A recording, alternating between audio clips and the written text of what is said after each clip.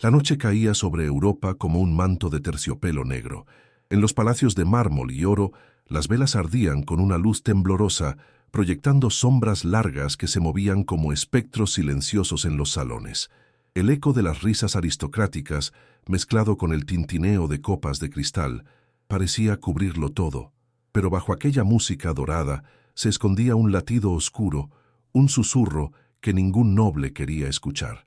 Las paredes estaban cubiertas de retratos solemnes, rostros erguidos, coronas brillantes, miradas vacías que habían visto demasiado, hombres y mujeres que juraron servir a Dios y al reino, pero que, en secreto, habían comenzado a servir a un amo más discreto, la ambición. En el gran salón, mientras los músicos afinaban sus instrumentos, un grupo de nobles firmaba documentos en mesas apartadas, iluminadas apenas por lámparas de aceite. Sellos de cera roja, promesas envueltas en humo, pactos que jamás serían leídos en público. Cada firma era un escalón hacia el poder y un paso más lejos de la fe. En el exterior, la ciudad dormía con hambre. El pueblo rezaba por justicia, mientras las fuentes del palacio derramaban vino. La diferencia entre ambos mundos era tan grande que parecía obra de dos dioses distintos. Y en medio de aquella contradicción, un anciano confesor, único guardián del silencio entre los muros de la corte, escribió en su diario una frase que nadie leería hasta siglos después. Aquí, donde la nobleza pretende tocar el cielo, son sus propias sombras las que terminan coronándolos. Si estas historias olvidadas tocan tu alma, suscríbete y acompáñanos a desenterrar la verdad que el tiempo intentó borrar. Porque incluso entre los salones más brillantes, hay pactos que nacen del polvo y vuelven al polvo. Europa, siglo XVII. Las monarquías estaban en su apogeo, sostenidas por ejércitos imponentes, por la fe que se predicaba desde los púlpitos, y por una red de nobles cuyo poder no provenía del cielo, sino de sus propios pactos. En las cortes, las guerras no se luchaban solo con espadas, sino con promesas, no con sangre, sino con influencias. La nobleza tenía un papel sagrado: proteger al pueblo, defender el honor, preservar la justicia, pero con el tiempo esa misión se volvió decoración. Lo que antes era deber se transformó en privilegio, y en aquel caldo de riqueza y miedo nació un nuevo tipo de noble, el que no heredaba poder sino que lo compraba. Las coronas lo permitieron. En Francia, España, Austria y los principados alemanes, los reyes vieron en la venta de títulos una forma rápida y silenciosa de llenar sus tesoros. Con una cantidad suficiente de oro, un comerciante podía convertirse en conde, un militar mediocre en marqués, un traidor en caballero. Las crónicas oficiales lo describían como modernización del Estado. La verdad era otra. Era un mercado espiritual. Los salones de la corte se convirtieron en un escenario donde todo tenía precio: tierras, cargos, matrimonios, favores. Y lo más costoso de todo era aquello que nadie admitía estar vendiendo: la honra. Algunos nobles antiguos se escandalizaron, pero la mayoría se adaptó. Compraron silencio, lealtades, confesores y hasta indulgencias. En las noches, las velas iluminaban acuerdos escritos con la misma mano que horas antes había tocado un rosario.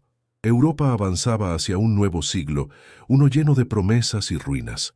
Pero ningún historiador de la época se atrevió a escribir lo evidente: que el imperio comenzaba a desmoronarse no por enemigos externos, sino por la corrupción que, desde los salones dorados, iba carcomiendo su alma. En aquellos años de opulencia artificial, las cortes europeas parecían templos, donde el incienso era reemplazado por perfume y la liturgia por protocolo. Pero detrás de los abanicos y los brindes en copas de cristal, comenzaba a gestarse un conflicto silencioso, tan profundo que ningún ejército podría detenerlo. Los nuevos nobles, hombres sin linaje, pero con bolsillos llenos, empezaron a ocupar los lugares que antes pertenecían a familias centenarias. Llegaban a la corte con sonrisas calculadas, con discursos llenos de devoción y con manos que temblaban no por miedo, sino por la codicia de tocar el poder. «Un título os hace puros ante Dios», les decía el rey, pero la pureza no se compra, y Europa estaba a punto de descubrirlo. Los viejos linajes observaron esta invasión silenciosa con desprecio. Veían cómo sus apellidos se mezclaban con nombres desconocidos, cómo las tradiciones se diluían en manos de hombres que jamás habían pisado un campo de batalla. Los rumores crecían. Decían que algunos pagaban con oro, otros con favores, y algunos con secretos. En los pasillos oscuros donde los criados barrían las últimas migas de los banquetes, se hablaba de pactos susurrados al oído del rey, de confesores comprados para absolver pecados que no tenían redención, de diplomáticos que entregaban territorios a cambio de ascender un peldaño en la jerarquía. Una noche, durante una cena solemne, un anciano duque observó a los nuevos nobles ocupar los primeros asientos de la mesa. Con voz temblorosa murmuró a su hijo: «Hoy no hemos perdido nuestras tierras, hemos perdido nuestra alma». Y tenía razón. Lo que hacía temblar los cimientos de Europa no era la guerra, ni la peste, ni la pobreza del pueblo. Era el ascenso de hombres capaces de vender su honor por un título y de reyes dispuestos a comprar obediencia con la moneda más cara de todas, la dignidad del reino. Aquel conflicto no estalló con espadas, sino con silencios, no con rebeliones, sino con firmas, y cada firma era una grieta que pronto se convertiría en ruina. El esplendor de las cortes europeas comenzó a resquebrajarse en silencio, como una estatua antigua que se desmorona desde dentro. Desde lejos, todo seguía pareciendo perfecto.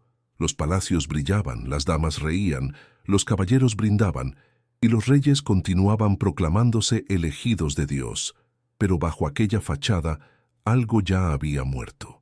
Los nuevos nobles, hombres fabricados por el oro y no por la virtud, ocupaban ahora puestos clave: tesorerías, cancillerías, comandancias militares. Sus decisiones no nacían del deber, sino del interés. Y lo que se construye sin espíritu siempre cobra su precio. Los ejércitos comenzaron a perder batallas que parecían ganadas, no por falta de fuerza, sino por falta de honor. Se vendían rutas comerciales, se negociaban alianzas con enemigos ancestrales, se traicionaban secretos militares por favores personales. Europa se hundía no por golpes externos, sino por el peso de su propia corrupción. En medio de aquel caos silencioso, hubo un sacrificio que nadie quiso ver: el del pueblo. Campesinos que entregaban su grano mientras los palacios derrochaban banquetes. Soldados que morían defendiendo fronteras trazadas por manos corruptas. Familias que rezaban por reyes que ya no rezaban por ellas. Una noche, mientras el palacio celebraba un baile interminable, un joven mensajero llegó cubierto de lodo y nieve. Traía noticias terribles. Una provincia entera había caído por culpa de un pacto secreto firmado por un marqués ambicioso. El rey tardó 3 copas de vino en comprender la magnitud del desastre. Cuando la música calló, el silencio reveló lo que nadie quería admitir: que la nobleza ya no servía al reino, sino a sí misma. Las crónicas dicen que aquella noche, el confesor real, testigo de tantas mentiras, escribió en su diario una frase que sobrevivió al tiempo: «No fue un enemigo quien abrió las puertas del imperio, fueron las manos que debían guardarlo». Y mientras las velas se consumían en los salones dorados, Europa entraba en su decadencia definitiva, no por falta de fe, sino por haberla vendido. La corte seguía brillando, pero sus cimientos temblaban. Los nobles que habían comprado sus títulos vivían rodeados de lujo, vestidos con sedas traídas del oriente y joyas que reflejaban la luz de candelabros interminables. Sin embargo, detrás de cada sonrisa había un rastro de miedo, porque quien vende su alma para ascender teme caer con la misma rapidez. Y aunque nadie lo decía en voz alta, todos sabían que vivían en un cautiverio elegante. Un cautiverio hecho no de barrotes, sino de ambiciones. En las cámaras del palacio, donde antes se escuchaban plegarias nocturnas, ahora resonaban discusiones, cálculos y traiciones susurradas. Los nuevos nobles ya no dormían bien. Algunos despertaban sudando, temiendo que sus secretos fueran descubiertos. Otros se arrodillaban frente a los confesionarios, buscando un perdón que no alcanzaba a cubrir sus decisiones. Era el alma, no el cuerpo, quien sufría allí. Pero incluso en aquel laberinto de engaños, surgió una forma inesperada de resistencia. Algunos pocos, muy pocos, comenzaron a sentir vergüenza. Eran hombres que habían aceptado un título sin medir su precio espiritual y que ahora veían la sombra de sus acciones proyectarse sobre el reino entero. Uno de ellos, un joven conde de origen humilde, escribió en una carta secreta: «No temo al rey ni al enemigo, temo aquello en lo que me estoy convirtiendo». Esas palabras, que nunca llegaron a su destinatario, se convirtieron en un símbolo silencioso. En reuniones secretas, lejos del ruido de los banquetes, ciertos nobles comenzaron a reunirse para recuperar algo que habían perdido sin darse cuenta: su dignidad. Ya no hablaban de favores ni de ascensos, sino de justicia, de deber, de fe. Querían devolver al reino lo que habían tomado. Querían reparar, aunque fuera tarde, la grieta que ellos mismos habían ayudado a abrir. La resistencia no llevaba armaduras ni espadas, no derramó sangre, ni buscó gloria. Su batalla era interna, espiritual, profunda. Una batalla contra el ego, contra la ambición, contra el vacío. Porque solo quien reconoce su caída es capaz de buscar la redención. Y en aquellos hombres, atrapados entre lujos y culpas, comenzó a renacer algo que Europa creía perdido: la conciencia. El invierno llegó a la corte como un presagio. Las chimeneas ardían día y noche, pero ninguna llama parecía capaz de calentar los salones. El aire estaba cargado de un silencio extraño, casi sagrado, como si el cielo hubiese decidido observar de cerca aquello que los hombres intentaban ocultar. Fue entonces cuando ocurrió. Una noche, mientras el rey celebraba un banquete rodeado de música y risas forzadas, una súbita ráfaga de viento apagó todas las velas del salón al mismo tiempo. La oscuridad cayó como un manto, y durante unos segundos nadie respiró. Cuando las llamas volvieron a encenderse, sin manos humanas que las tocaran, todos vieron lo mismo. El enorme tapiz que narraba la gloria del reino había caído al suelo.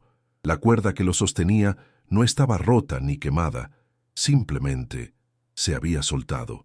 El silencio se volvió insoportable.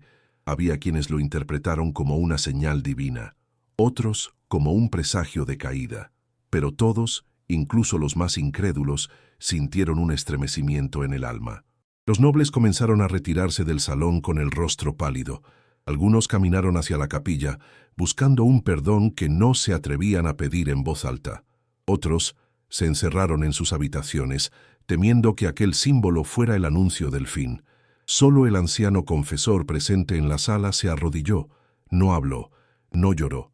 Miró el tapiz caído y murmuró: «El reino que vende su alma pierde su imagen antes que su poder».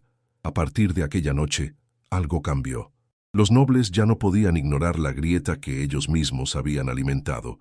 Los pactos secretos comenzaron a romperse, los favores se negaron, las firmas se retiraron, y poco a poco, en el silencio de los pasillos, una palabra volvió a resonar después de años ausente: alma. Aquel milagro no vino con rayos ni con voces celestiales. Fue un acto manso, silencioso, pero devastador, la caída de una imagen que había sostenido al imperio. Y en esa caída, la nobleza descubrió que la eternidad que habían comprado no tenía cimiento. Con el paso de los años, Europa despertó en un silencio distinto. Los salones que antes brillaban con banquetes interminables comenzaron a vaciarse, y los retratos de los nobles perdieron su color bajo el polvo del tiempo. Lo que alguna vez fue símbolo de gloria se convirtió en advertencia, no por las coronas que sostuvieron, sino por las que intentaron comprar. Los historiadores de la época, temerosos de escribir la verdad, describieron la decadencia como resultado de guerras, crisis económicas y tensiones religiosas. Pero en los documentos privados, diarios escondidos, cartas nunca enviadas, memorias olvidadas en bibliotecas húmedas, la raíz quedó clara. El reino no cayó por culpa del enemigo. Cayó por la corrupción que carcomió su corazón. Muchos de los nuevos nobles desaparecieron sin dejar legado.